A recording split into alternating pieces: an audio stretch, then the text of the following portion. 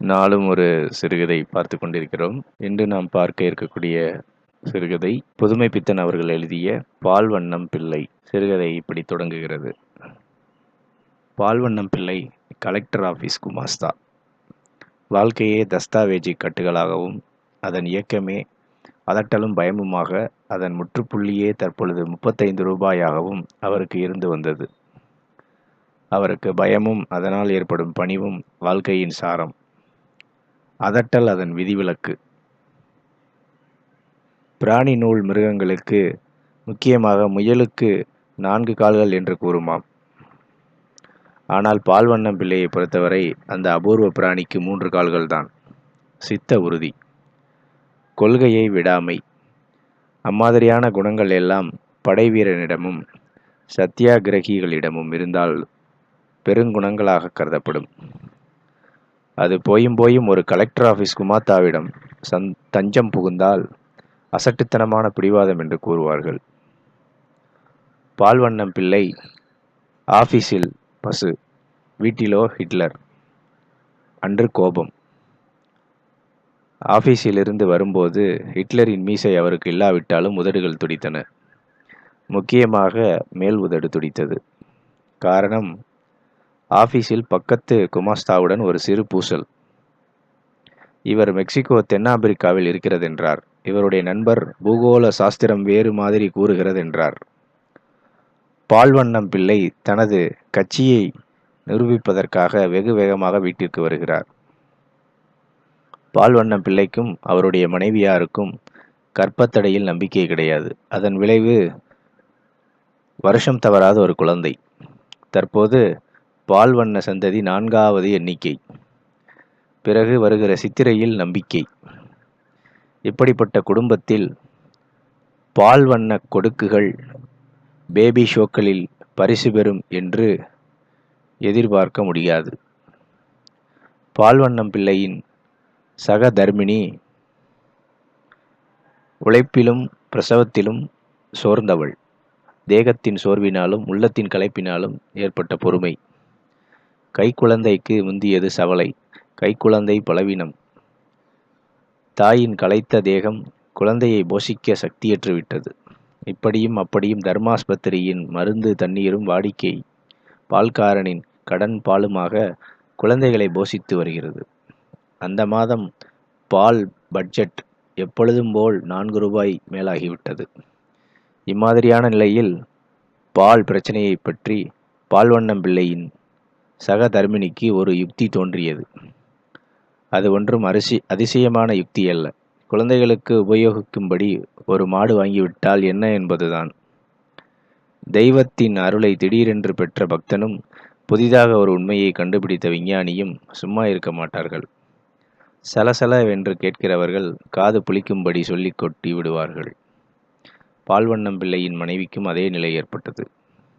பிள்ளை அவர்கள் வீட்டிற்கு வரும்பொழுது அவர் ஸ்கூல் ஃபைனல் வகுப்பில் உபயோகித்த பூகோள பாடம் எங்கு இருக்கிறது?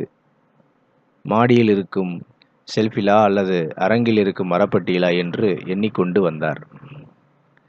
வீட்டிற்குள் ஏறியதும், ஏலா, அரங்கு சாவி எங்கே என்று கேட்டுக்கொண்டே மாடிக்கு சென்று செல்ஃபை ஆராய்ந்தார். அவர் மனைவி சாவியை எடுத்துக்கொண்டு பின்தொடர்ந்தாள். அவளுக்கு பால் நெருக்கடியை ஒழிக்கும் மாட்டுப் பிரச்சனையை அவரிடம் கூற வேண்டும் என்று உதடுகள் துடித்து கொண்டிருந்தன. ஆனால் மெக்சிகோ பிரச்சனையில் ஈடுபட்டிருக்கும் பால்வண்ணம் பிள்ளையின் மனம் இதை வரவேற்கும் நிலையில் இல்லை. என்ன தேடுதிய என்றாள். ஒரு புஸ்தகம் என்று சொன்னாள். இந்தாருங்க, உங்ககிட்ட ஒன்று சொல்லணுமே. இந்த பிள்ளைகளுக்கு பால் செலவு ஜாஸ்தியாக இருக்கே.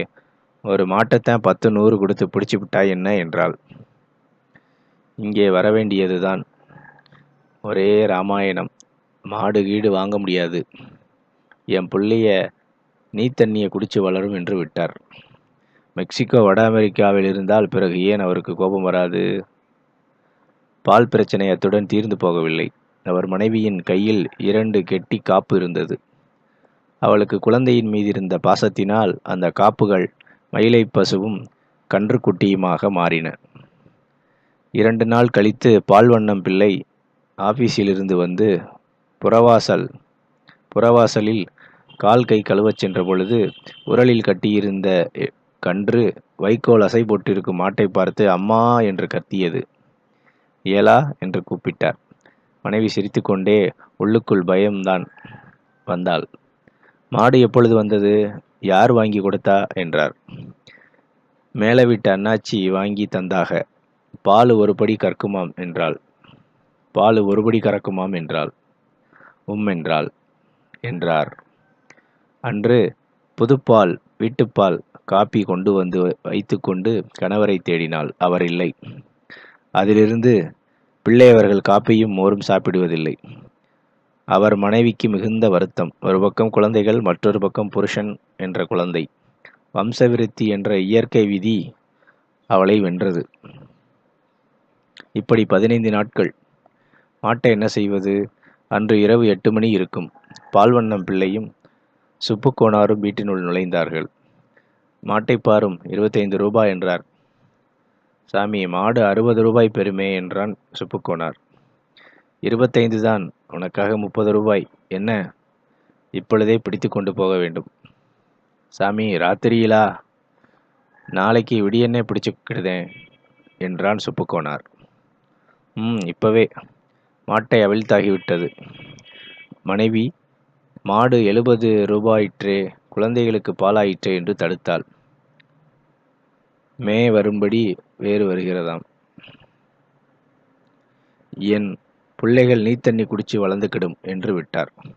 சுப்புக்கோனார் மாட்டை அவிழ்த்து கொண்டு போகும்பொழுது மூத்த பையன், அம்மா என் கண்ணுக்குட்டி என்று எழுந்து உட்கார்ந்து கொண்டு அழுதான்.